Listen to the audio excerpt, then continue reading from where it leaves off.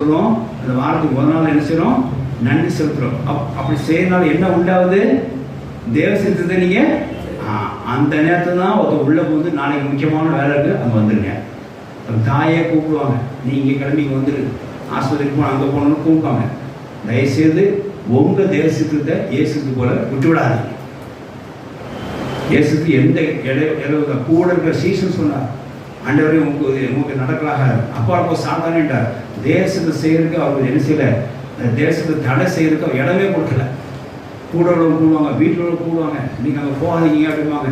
தாய் தகுமார் கூடுவாங்க, மனைவி கூடுவாங்க, நீங்கள் அங்கே போயிடலாம், நீங்கள் ட்ராவல் இன்னைக்கு வச்சுக்கலாம் அப்படிம்பாங்க. தயவுசெய்து ஞாயிற்றுக்கிழமை ட்ராவல் வைக்காதீங்க, 6 முடிச்சு நல்லா பண்ணிக்கோங்க.